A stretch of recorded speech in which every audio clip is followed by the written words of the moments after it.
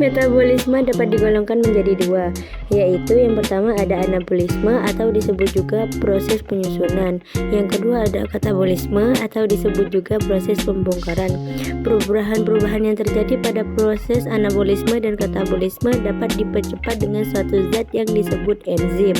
Enzim merupakan biokatalisator yang artinya dapat mempercepat reaksi-reaksi biologi tanpa mengalami perubahan struktur kimia. Berdasarkan komponen penyusunannya, enzim dibedakan menjadi enzim sederhana terdiri hanya atas protein dan enzim konjungsi yang terdiri atas bagian protein dan struktur tambahan yang tersusun atas bahan-bahan non-protein. Enzim yang pertama, enzim adalah suatu protein. Yang kedua, biokatalisator, yaitu sebagai katalisator hidup yang bekerja mempercepat terjadinya reaksi kimia dalam tubuh tetapi tidak berubah setelah proses reaksi kimia selesai. Yang ketiga, mempercepat reaksi dengan jalan menurunkan energi aktivitas, yaitu energi awal untuk memulai reaksi. Yang keempat, bekerja sangat spesifik, artinya bahwa enzim tidak dapat bekerja pada semua zat, tetapi hanya dapat bekerja pada zat tertentu atau substrat tertentu. Satu enzim hanya bekerja untuk satu substrat saja. Yang kelima, dapat bekerja bolak-balik. Seperti contohnya, lipase dapat mengubah lemak menjadi asam lemak dan gliserol. Sebaliknya, lipase dapat menggabungkan asam lemak dan gliserol menjadi lemak kembali. Yang keenam, tidak tahan terhadap suhu tinggi. Pada umumnya, enzim bekerja pada suhu 30-37 derajat Celcius. Pada suhu 0 derajat Celcius, enzim menjadi inaktif tetapi tidak rusak. Di atas suhu 6 derajat Celcius, enzim rusak. Substrat asing dapat menghambat kerja enzim. Substrat asing tersebut dinamakan inhibitor.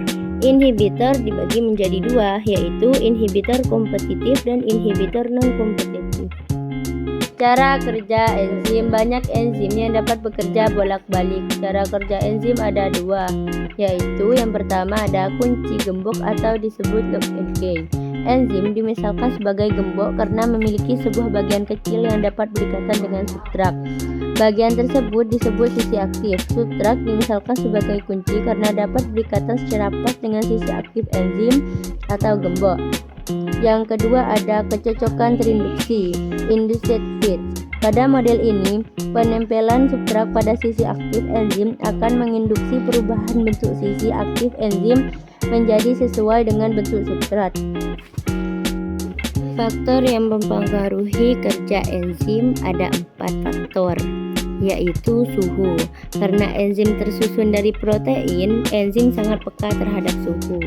Suhu yang terlalu tinggi dapat menyebabkan denaturasi protein. Suhu yang terlalu rendah dapat menghambat reaksi. Suhu optimum setiap enzim berbeda-beda. Enzim-enzim yang terdapat dalam tubuh umumnya memiliki suhu optimal sekitar 30-40 derajat Celcius. Yang kedua ada perubahan pH. Enzim juga sangat terpengaruh oleh pH. Perubahan pH dapat mempengaruhi perubahan asam amino kunci pada sisi aktif enzim sehingga menghalangi sisi aktif bergabung dengan substratnya. pH optimum yang diperlukan berbeda-beda tergantung pada jenis enzimnya. Yang ketiga ada konsentrasi enzim dan substrat. Agar reaksi berjalan optimum, perbandingan jumlah antara enzim dan substrat hanya harus sesuai.